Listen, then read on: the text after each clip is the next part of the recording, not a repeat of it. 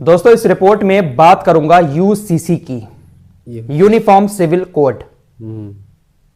हमारे देश के अंदर इसकी आए दिन बहुत सारी चर्चाएं होती रहती हैं कि पूरे देश के अंदर यूनिफॉर्म सिविल कोड को लागू कर देना चाहिए। क्या है ये यूनिफॉर्म सिविल कोड और क्यों मैं आज इस पर चर्चा कर रहा हूं? दरअसल 27 जनवरी को उत्तराखंड के अंदर उत्तराखंड की सरकार ने यूनिफॉर्म सिविल कोड को लागू कर दिया है। जी हां, उत्तराखंड के अंदर यूनिफॉर्म सिविल कोड लागू हो चुका है।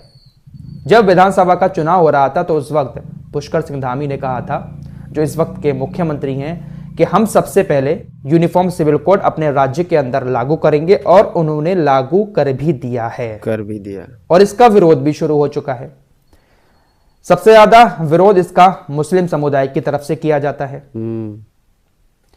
आखिर मुस्लिम समुदाय की तरफ से इसका विरोध क्यों किया जाता है और इसके लागू होने के बाद कौन कौन से नियम बदल दिए गए हैं, बहुत आसान भाषा में और कम शब्दों में आपको बताने की कोशिश करूंगा। दरअसल उत्तराखंड की सरकार ने इसको लागू करने के साथ कहा कि यह जो कानून लागू किया गया है, इसको लागू करने के पीछे किसी भी धर्म को टारगेट करना नहीं है। चाहे पंडित हो चाहे मौलाना, सबको एक ही नियम फॉलो करना होगा। उत्तराखंड सरकार ने कहा कि यूनिफॉर्म सिविल कोड को लागू करने का मकसद किसी को निशाना बनाना नहीं है, बल्कि राज्य में सभी को एक समान अधिकार दिलवाना है। दरअसल यूनिफॉर्म सिविल कोड का मतलब ही यही है कि चाहे हिंदू हो, मुस्लिम हो, सिख हो, ईसाई हो, कोई भी धर्म का हो, कोई भी जाति का हो, सबके लिए सिर्फ एक कानून, एक ही कानून के तहत सभी लोग काम करेंगे। चाहे फिर वो शादी हो, तलाक हो, जमीन का बंटवारा हो, बच्चे को गोद लेना हो, जो भी काम है सभी धर्मों के लोग एक ही कानून के तहत करेंगे। एक ही जैसा कानून सभी को फॉलो करना होगा। लेकिन इसकी मुखालिफत इसलिए होती है क्योंकि मुस्लिम समुदाय के लोग आरोप लगाते हैं कि यूनिफॉर्म सिविल कोड के रूप में हिंदू कानून मुस्लिमों के ऊपर थोपा जा रहा है। जो हमारा शरिया कानून है उसको हटाया जा रहा है। आपको बता देता हूं कि आखिर इसके लागू होने के बाद क्या क्या नियम लागू हो चुके हैं और अगर कोई उनको फॉलो नहीं करता है तो उसको किस तरह की सजा दी जाएगी। सबसे पहला नियम आपको शादी और तलाक से जुड़ा हुआ बता देता हूं। चाहे हिंदू हो, चाहे मुस्लिम हो, चाहे सिख हो, चाहे ईसाई हो, कोई भी हो, अगर शादी करता है तो शादी करने के 6 महीने के अंदर अंदर उसको अपनी शादी रजिस्टर्ड करानी पड़ेगी। जी हां, शादी का रजिस्ट्रेशन अब कराना जरूरी हो गया है। शादी के 6 महीने के अंदर अंदर उत्तराखंड के अंदर अगर कोई शख्स ऐसा नहीं करता है तो उसके ऊपर 25,000 रुपए का जुर्माना या फिर सजा भी हो सकती है।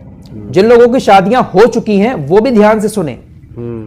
अगर आपकी शादी, अगर आप उत्तराखंड के अंदर रह रहे हैं और आपकी शादी 2010 के बाद हुई है, तो आपको अपनी शादी का रजिस्ट्रेशन कराना पड़ेगा। 2010 से पहले जिन लोगों की शादियां हुई हैं उनको रजिस्ट्रेशन नहीं कराना है। तलाक को लेकर यह कानून बन गया है अब उत्तराखंड के अंदर कि तलाक का हक सिर्फ अब मर्द को नहीं होगा, बल्कि तलाक देने का हक महिला को भी होगा।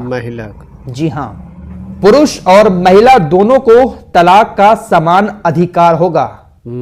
अगर पुरुष चाहता है तलाक देना तो वो भी देगा। जो अधिकार पुरुष का होगा वही अधिकार अब महिला का भी होगा। तो इस कानून को लेकर भी कहीं ना कहीं मुस्लिम समुदाय इसका विरोध कर रहा है, क्योंकि शरीयत के मुताबिक तलाक सिर्फ इस्लाम में मर्द ही दे सकता है।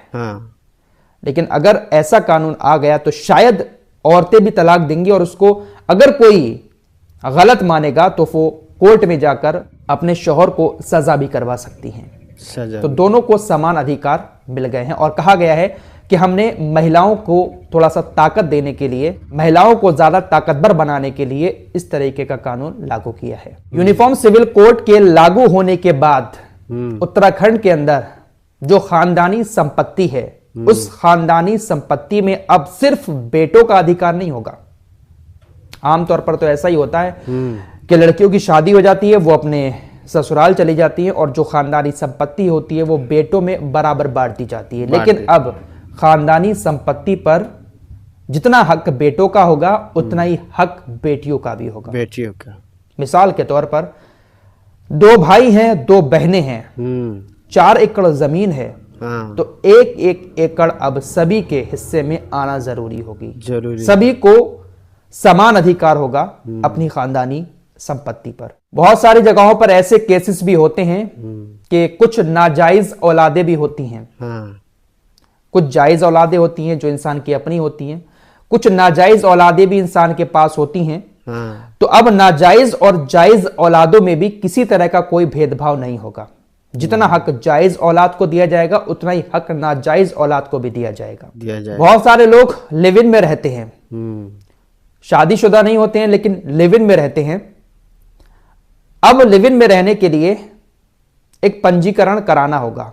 18 से 21 साल के लोग जो लिव इन में रहते हैं उनको अपने माँ बाप की रजामंदी के साथ एक रजिस्ट्रेशन कराना होगा। उसके बाद ही वो लोग लिव इन में रह पाएंगे। माँ बाप अगर राजी हैं और माँ बाप के राजी होने के बाद अगर पंजीकरण आपके पास है कि आप लिव इन में रह रहे हैं, तभी आप कानूनी तौर से लिव इन में रह सकते हैं। और अगर बिना पंजीकरण के आप रहेंगे तो कार्रवाई हो सकती है। लिव इन में रहने के दौरान अगर बच्चा पैदा हो जाता है तो वो भी वैलिड होगा। सरकार ने यूनिफॉर्म सिविल कोड लागू करने के बाद यह बात साफ कही है कि जो धार्मिक चीजें हैं उसमें किसी तरह का कोई बदलाव नहीं होगा। पूजा में किसी तरह का बदलाव नहीं होगा। जो धार्मिक काम करते हैं सभी धर्मों के लोग, उसमें किसी तरह का बदलाव नहीं किया गया है। उत्तराखंड के मुख्यमंत्री पुष्कर सिंह धामी ने इसको एक ऐतिहासिक फैसला बताया है और कहा है कि अब कोई भी अलग अलग तरीके से अपने कानून के मुताबिक नहीं जिएगा। सब एक कानून के मुताबिक एक ही राह पर चलेंगे। अदालतों में जो मुकदमे जाएंगे उसमें भी सिर्फ एक ही कानून लागू होगा। अभी तक शरिया कानून था मुसलमानों का, हिंदुओं का अलग कानून, उनके रीति रिवाजों के अनुसार धार्मिक चीजें चलती थीं। शादी तलाक सबके अलग अलग तरीके से होते थे, लेकिन अब सब कुछ एक जैसा होगा।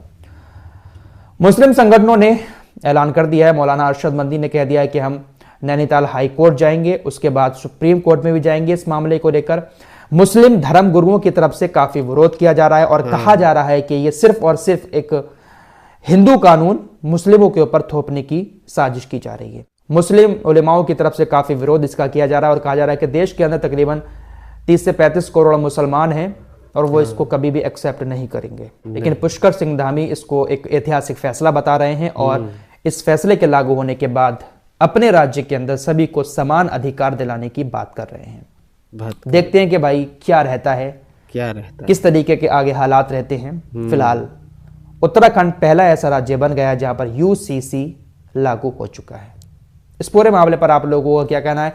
ये जो नियम कानून बनाए गए हैं, ये मैंने कुछ जो मेन है मोटे मोटे वो आपको बताया, बाकी बहुत सारी चीजें हैं जो एक समान हो जाएंगी।